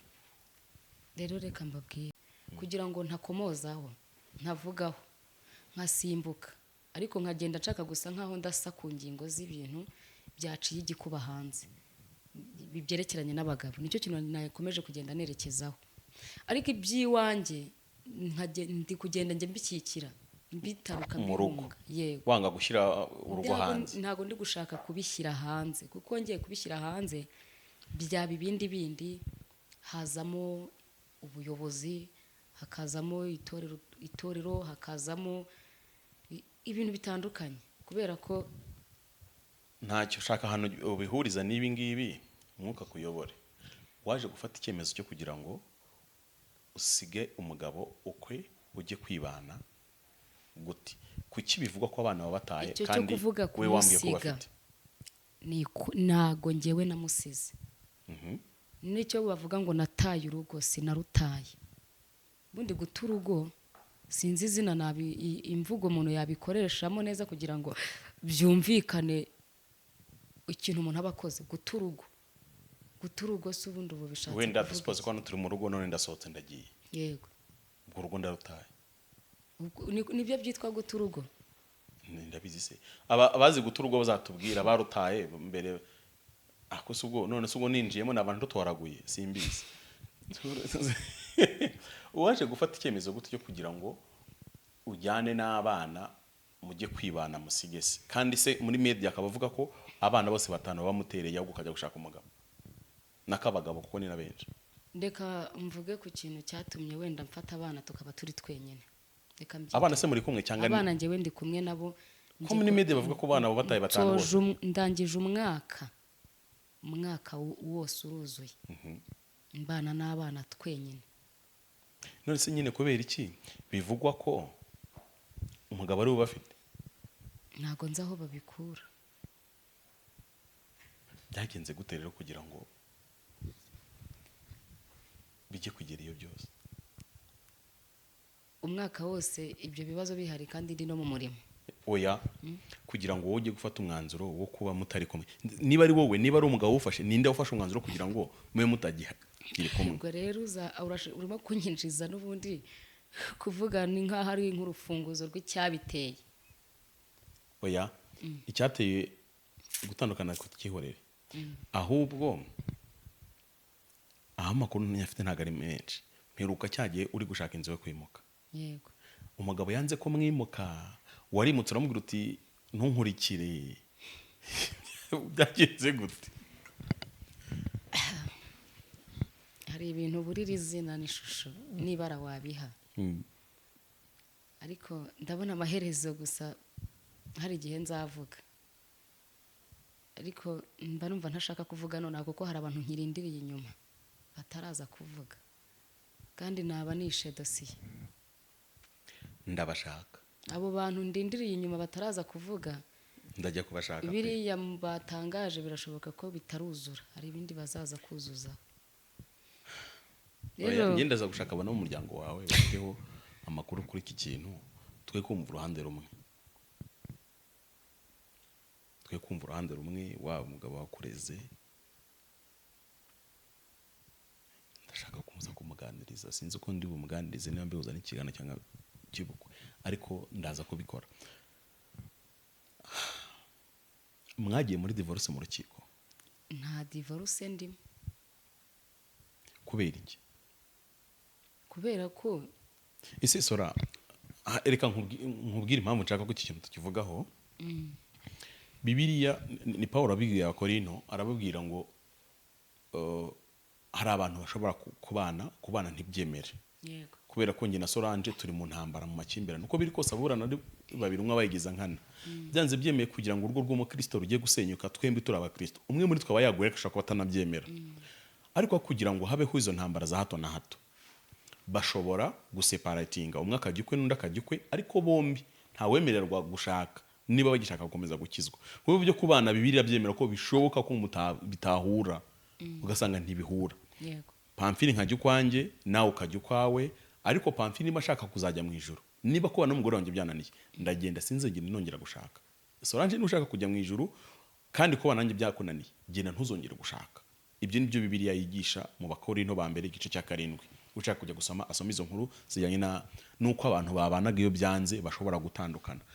Ariko bikavuga ngo mushyiremo option y'uko mwakwiyunga wowe n'umugabo, ibyo mwapfaga bivuyeho mukongera mukiyunga.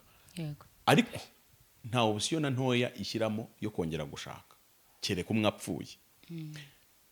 Bityo rero ibi mpora mbivuga abantu bakurikira ibiganiro nkora buri munsi, tumaze na session twatangiye nuko twahise dushyira muri amasengesho yo kuvuga ngo Imana ibonete divorce iracyakomeje, no muri iki cyumweru tuzakomezaho ibindi bice bikurikira. Ntabwo umugabo n'umugore bakwiriye guhora mu ntonganya za hato na hato, ntabwo bibiri byemera. Niba mubona izo ntonganya zihari, umwe ya separatinga, umwe akajya ukwe, nyine bibiri avuga ngo no kwahukana, apana ku divorcinga. Wakwahukana n'uyu akagenda akibana. nanjye n'ubundi niyo mvugo nzima Donc no twebwe kwahukana. nk'umuryango ihari. Abantu bo mu muryango wawe bari babizi ko wahukanye? Yego Babikubwiragaho gute? Bakuganirije gute? Nakusaba mugane intambara imaze imyaka 12. ni ukuvuga ngo wenda hano reka nse nk'uhavugaho kugira ngo abantu basobanukirwe badahera mu rujijo. Ahangaho kwitwa kwahukana, ndahavuga gutya. Umugabo yatangiye kuzana ibintu byo kurwana mu rugo, byitwa amakimbirane mu muryango.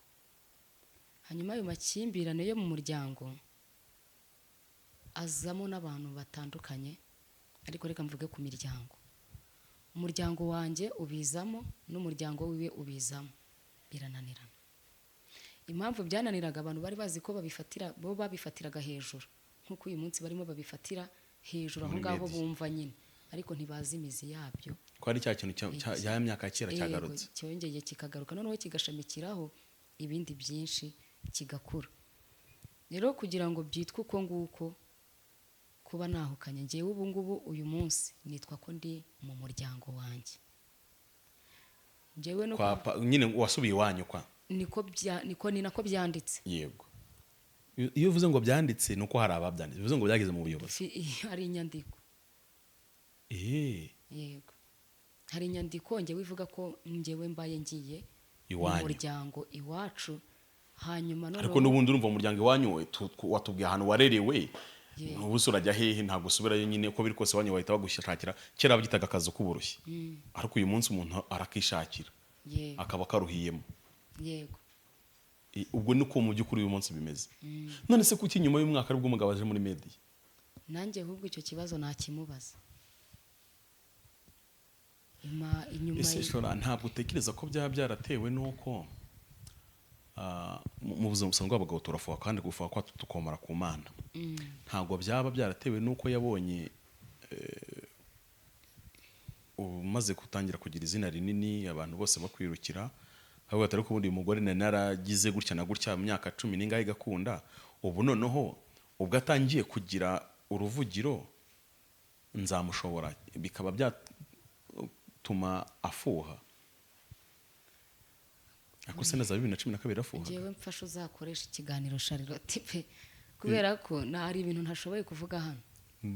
Wenda kuri kamera ari ibintu nashoboye kuvuga, njye ntashoboye kuza kwivugira, kubera ko iyo uje kwivugira ibintu abantu bashaka kuvuga ati arimo kwiga. N'ubusanzwe ntabwo basha kuvuga byinshi ndabizi. Ibintu iyo bitarimo ari ijambo ry'Imana ndimo kuvuga, mba numva biri kungora, n'uburyo ndi bubitondekanye birananira. Rero ndumva kino kintu cyo mu rugo cyanjye uzamfasha. Charlotte si umuzi, basi umukoresha ikiganiro nakwemerera. Ntabwo bibaho Charlotte, cyekwa wenda turi kumwe nyine turi kuganira nk'ubu bino bintu twashaka kubishyiraho umucyo ngo abantu nibuze babyumve. Satani ye kubajya mu matwi ngo bisire banga ubutumwa bwiza bwose twavuze. Oya, ntabwo najya kuvuga ku rugo rw'undi muntu, nduganiraho n'undi muntu ngo ajye kumbwira. Ariko bo babandi bo mu muryango ndibuze gushaka ukuntu mbavugisha, nibuze tumenye ngo nuruhe ruhande. Solange, ibibazo umuryango umaze kubyumva byagenze gute? Bo babivuze gute? Birashoboka ko ibyo Charlotte uzambwire na cyane ko wambwiye ngo yagiye mu kazi kuva kare ntabwo nzi ko namubona kandi sinshaka ko bino bintu tubigira session y'ibiganiro tuje urugo rwa Solange nabyo wumvishe mvuga kare ni gute iyo turi kuvuga ku rugo rwa Solange twese dushyuha nyamara ibivuga ku ngo zacu twebwe ntitugaruke ngo tubivugeho kandi natwe zivugwa Bamfi 2014 jewe na papa Mugisha papa w'abana banjye twebwe twari tugizwe n'ikintu bita kurwana muri quartier ese gusora wararwanaga gute kurwana ungana guryo kurwana ari byo byaza waca kaza papa mana kaza ibyo kintu rero mbwira abantu ngo nubundi icyarengejwe icyo gihe nicyo cyongeye kirabyuka ariko mu by'ukuri aka kanya we nyirizina ntago yababwira icyo twapfaga nanjye nyirizina sinababwira icyo twapfaga nyine ni byayozo byo mu muryango bisanzwe rero njyewe ibi bije ahangaha muri uyu mwaka 2025 ngo binjeho uyu mwaka na gatandatu wapi ntago ari ibije uyu mwaka ukimara kubona muri media batangiye kukuvuga kuriya na cyane ko usanzwe ufite abanzi benshi hari ibintu dukwiye kujya twicara tugatekereza iyo umuntu nta kibi yavuze ngo wenda ayobya abantu mu buryo bumwe n'ubundi cyangwa yakoze icyaha cy'ubutekamutwe cyane ko byeze mu barokore gusa n'ikibazo cy'uko yahanuye ibyo mudashaka kumva mukabona abantu bose bahagurutse buri wese aravuga mufataho ijambo ubundi abarokore niba mujya mu ijoro koko mutaza gushyushya ubu wasanga n'iki kiganiro abantu bari buze gushika bakaza kureba nyamara twaragiye tuvuga n'ubutumwa bwiza nimuze kubwumva kandi bwari bubagirira umumaro ariko kuko biba byabaye itiko mujye mwibaza ariko mbibaze nk'umuntu utajya gukurikira ibiganiro byacu dukora wahuruye nawe wahuruye twe ntabwo dukora ibintu ngo tuze gushaka views hano niba ubundi udasanzwe ureba ikiganiro nakoranye na Solange cyangwa ibintu nakoze Solange yakoze wahuruye nawe uri mu bahuruye ni mumenye iki ngiki hari aho abizera bazajya kuba ariko hano mu isi ho nta hantu hatagerwa n'umubisha ntabwo kuba ufite ibibazo mu rugo ukijijwe uwo mubifitanye ariko ubone papa Mugisha akijijwe mubona mu rusengero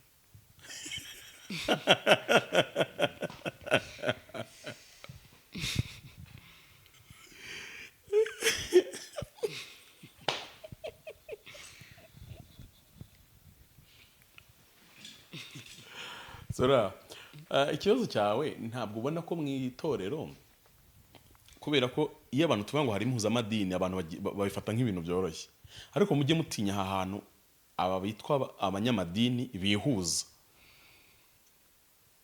bafite intego yo kurwanya itorero uko kwihuza kw'abanyamadini bafite intego yo kurwanya itorero mwabyanga mwabyemera ntabwo bishobora kuba mu idini impamvu batigeze bashaka kukinjiramo cyane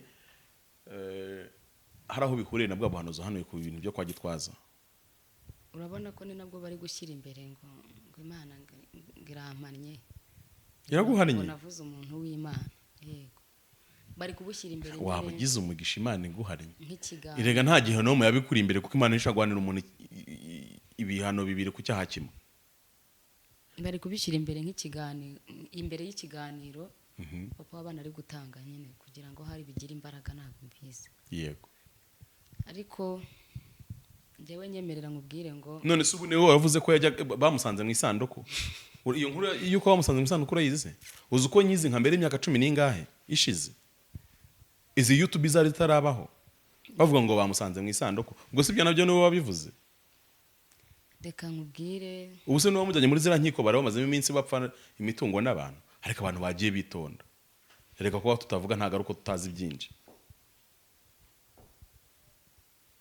ntago nzi ikibibatera ariko njyewe kuri iki kintu cy'ikibazo cy'umuryango wanjye nirinze byinshi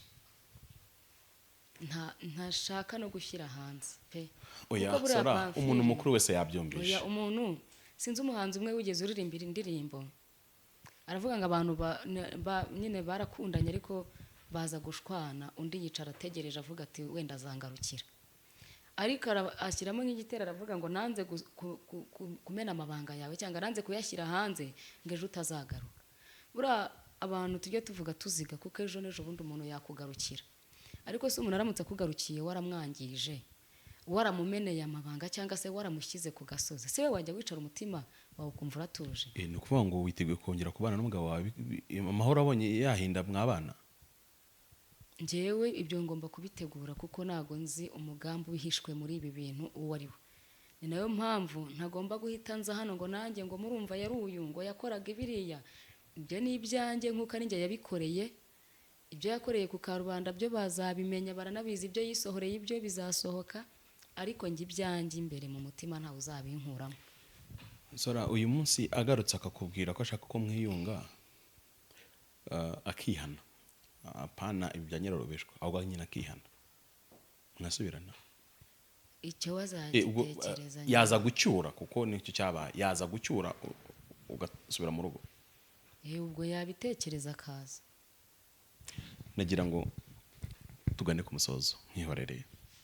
none se dushyize mu gaciro abana 5, nta mwana ngira murangije na segonderi, nta n'uwo ndagira urakora icya leta. buri mwana agiye arutanwaho umwaka n'undi n'amezi cyangwa umwaka n'amezi. ninde muntu ushobora kuza kwishingira inshingano z'abana 5 atarabe? wowe papa wabo ubasize.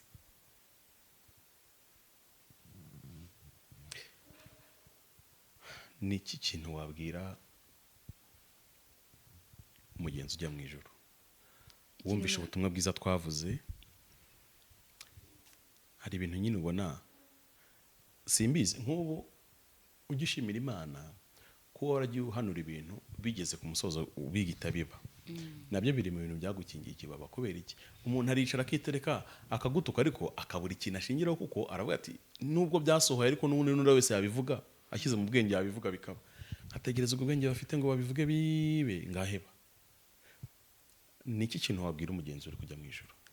ikintu nabwira umugenzi uri kujya mu ijoro namubwira ngo nakomere. hari ijambo riri mu Befeso ibice niba ari 5 niba ari 6 ivuga ngo ibisigaye dukomerere mu mwami ndetse no mu mbaraga n'ubushobozi bwe bwinshi. yego.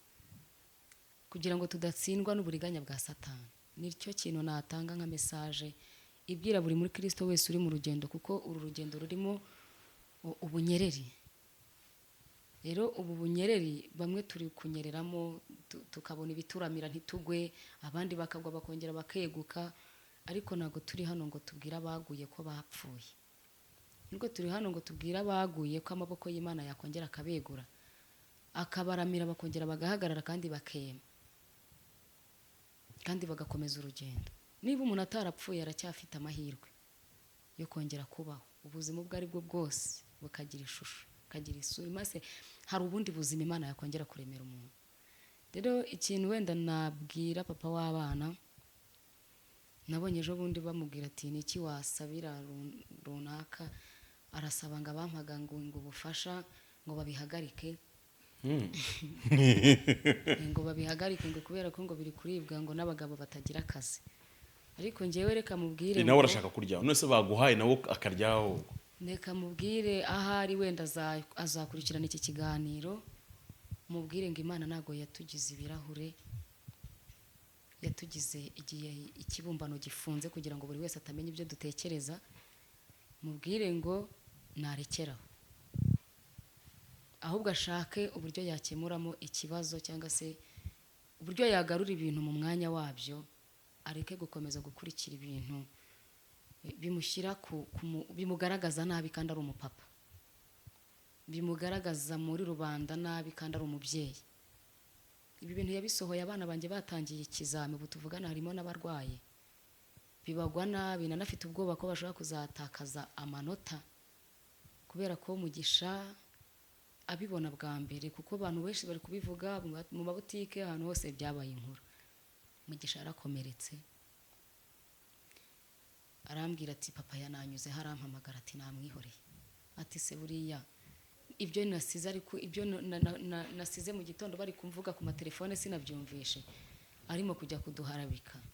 rero mu by'ukuri abana banjye ndatekereza ko ashobora kuba atarakoze ikizami neza kuko nk'ubu tuvugana ararwaye gusa nsize mubwiye nijya ku ishuri ubanza ukora ikizami noneho uze gutaha ndagushakira imiti ariko mu by'ukuri nta ndwara bafite zigaragara wavuga ngo ni malariya ngo ni ntazo abo barahinda umuriro ngo umutwe uri kubarya ntekereza ko ibintu bari kumva hanze biri kubagiraho imbaraga kandi bikabagiraho ububasha bigatuma nubwo batakira ngo bambwire ngo ibi n'ibi ariko ugasanga birimo kubakomeretsa ubwo rero mubwire ngo afite abana barimo kumva ibyo arimo kuvuga nibarekeraho kuba nanjye nakicara hano nkavuga njye ndarinda mfite umwana uzabatizwa uwo mugisha azabatizwa ejo bundi kuri 19 rero kumva ngo papa na mama bari muri ibi mama nawe yavuze ibi ntago ari byiza pe rero yarekeraho abanyamakuru barimo bamusanga ahari ngo tubwire ni ukuri ibyo yavuze byarumvikanye ese anywa inzoga ubaho ari ntago mbizi niba zinywa ariko njye muzi atanywa inzoga none se hari igihe ubona ibintu ugahita wibaza nta kayoga kare kagiyemo ubwo ntago mbizi pe ariko njye namubwira ngo niba njye atanangiriye impuhwe nazigirira abana bari kumva ibyo ari kuvuga bari kubona abanyamakuru mu makaritsiye bagenda batara inkuru babona abaturanyi bari kuvuga abantu ntago ari kubaka abana yagakwiye ahubwo gushaka imbuto nziza za kuba bibamo niba ari iyo biswa akayishaka akaba yayibagurira niba ari iki akaba biburamo ibintu bazi inyuma bitari byiza ariko ntago ari byiza pe ntago mbimushimiye ahari narekera aho ngaho gira inama Solange ni Solange wowe wicaye aha ariko ni na Solange udukurikiye uri mu bihe nk'ibi byawe exactly ibi bibazo bibaho kuko natwe nubwo twabaga tubifite tutabibwiraga abantu hari benshi babitugezagaho mudufashe gusenga kandi Imana ikadukoresha pe rero nababwira ngo nibihangana ikindi base uko satani ajya dushyira mu mutego Imana ikabyemera ko dushungurwa Imana ikabyemera ko dushyirwa ku ntara tukagosorwa kandi Imana ihari irebera rero Imana yibikeneye ko ibiro byacu bishyika kugira ngo twegezwe imbere mu bundi bwiza tutabona aka kanya ntekereza ko ibi bintu bibaye nubwo bibaye gutya hari igiteguwe inyuma ntazi ntanabasha gutekereza ariko gihari n'ikitambera cyiza kizaba kibi ni iki kintu cyakubashishije Sora kuba hari igihe watewe n'abarozi batera amabuye hejuru y'inzu kandi wari no mu ntambara n'umugabo kandi ntibyakubujije ivugabutumwa yego ni iki cyakubashishije gukomera muri uyu murimo mu ntambara zingana gutya hanze mu banyamakuru bose baguha ibiganiro ntugende urishe turufu yuko ufite ibibazo mu rugo ntekereza ko umugabo umeze gutya n'ubundi ntamenya iby'abana kenshi ko abana barabizi ko abantu ibibazo byabaye akenshi abana bahengamira kuri nyina wabibashije uti ni iki Solange udukurikiye uri mu bihe nk'ibyawe ashobora kuba Solange ari umugabo cyangwa ari umugore ni gute wabashije gukomera mu murimo w'Imana kandi ufite intambara zingana gutya mu rugo icyo nababwira cyankomeje ni ukuba bugufi bw'Imana ukabaho mu bihe byo gusenga iyo dusenga duhabwa imbaraga duhabwa inkomezi itangwa n'Imana mu buryo bw'ijwi mu buryo bw'iyerekwa muri make ku buryo utangira guhangana n'ibintu we wabonye ari amayereko Imana iduha ikakwereka ko imbere yawe hari urugamba ukaba utazi intangiriro y'uburyo ruzatangira ariko ukaba wicaye uzi ngo hari urugamba ukaba ugenda ubibonaho amakuru rero ikintu kinkomeza ni uburyo twinjira mu bintu cyangwa se ninjiye mu rugamba rw'ibintu nzi ariko ntari nzi uburyo bizatangiramo ko ntabwo nari nzi ko bizagera kuri uru rwego ariko nari mbizi rero icyankomeje ni uko nahawe n'Imana nkahabwa imbaraga zo kuba muri uru rugamba mbere y'uko urugamba ruba ubwo byagiye hanze ugiye guhita uhagarika ivugabutumwa cyangwa urarikomeza njyewe ntago nahagarika ivugabutumwa kubera ko n'ubundi ivugabutumwa narikoze urugamba ruriho buriya hari igihe najyaga njya kuri kamera kwa Kimanuka nkasenga Mana umfashe ntacanganyukirwa nkasenga mfite ubwoba nkavuga naza kuvuga ibintu biterekeranye kubera intambara warayemo. kubera ibi bintu nyine biri kundwaniramo byinshi. Ku bw'amahirwe nkabona Imana iramfashije iratambutse, itambutse amahoro nkataha. Rero kubera ko n'ubundi rivugabutumwa naryisanzemo, n'ubundi izo ntambara ziriho, ndarikomeza kuzageza igihe Imana irangirije izo ntambara, ahubwo umurimo nkora noneho ugasa nkaho ubonye inzira nyayo. Urakoze cyane, nagira ngo ngushimire, hanyuma nshimire abantu bakurikiye iki kiganiro. Yego. Tubwire abantu ko mu nzira ibyo tuzahura nabyo. Nguhe umwanya usengere by'umwihariko abantu bari guteraganwa hirya no hino n'imiyaga iri hano. Hari ibintu abantu bihaye, ariko wakurikira umwuka ubiri inyuma ugasanga ntabwo uva ku Mana, ngo barimo barasenya ubwami bwa Satani mu kuvuga n'aba bantu. Ariko bakwiye kubyitondera, kubera ko Satani ni umuhanga kubaruta. Kimwe mu bintu itorero rutigeze ryigishwa ni Satani uwo ari we, bituma birangira babaye abakozi be mu buryo batazi, dushingiye ku myigishirize iri hano hanze cyane n'ibindi bisa bityo. Numvaga nshaka no kuza kuganira n'umuryango n'abantu bagize umuryango wawe, ariko nukuri ndumva nabyihorera, kubera ko biraba bisa nka session turi gukora yo gukomeza kwamamaza kino kintu. Kuko iyo nanabikora ndashaka akanya gatoya, ariko tutabikoze nk'ikiganiro cyo kongera kuvuga ku rushako rwa Solange. Nyemerera usenge, ngewe ndaza kwiyaranja ndebe niba uwo turi bubonane, ko numvaga nibuze wa mugani dukwiriye kugira nk'igihamya kimwe kigaragaza ko izi ntambara koko zitabaye, kuko nizo mpungenge ngewe mfite hanini zitabaye kubera social media. Kuko ndabizi neza ko urumva imyaka 7 mba muri YouTube, nabonye abagore benshi basenye kubera YouTube. Yego. Nabonye abagabo benshi basenye kubera YouTube. Nuwo naza gukoresha interview nene, icyo ngambire ni kimwe, no kumenya ko rero ibintu byabaye mbere ya Solange, kuko urumva nge nkumenya nakumenye n'izi ntambara. Yego. Ariko nanone zaba zari zitewe na social media n'ubundi, kuko wari umaze iminsi mikeya ufite amacana 2 wakoreragaho, nubwo wenda byari bitaramenyekana cyane. Imana umugisha. Icyo kintu uvuze nicyo uze kubavugisha. Papa umwe baranaziranye, yaranamuhamagaje aramuganiriza aratwunga, papa wacu biranga. Imyitwarire nyine yahabonetse, wenda nk'umuntu mukuru n'umubyeyi ari buze kugira wenda icyo abikomozaho gitoya, kubera ko nge negereye famiye yanjye, babonye biriya bintu bashaka kubizamo. Ndababwira mwebwe mutuze muceceke ibi bintu nyine baze kugusobanura. Mwebwe mubyihorere, mwe kuza kunsobanura cyangwa se kubivuga, mubyihorere. Imana izansobanura, nitanansobanura izaba ishimye ko bigenda gutyo. Narabahagaritse myatse, narababujije, kuko bo bashakaga kuza. Hari no muri commentaire y'ikiganiro nakoze ejo, hari n'abantu bavuze ati twaraturanye, bigiye gutuma njya muri media kuvuga uno mugabo uburyo yari yarishe Solange. Abantu bareba muri commentaire baza kwisanga mu kiganiro narekuye ejo ku cyumweru nijoro.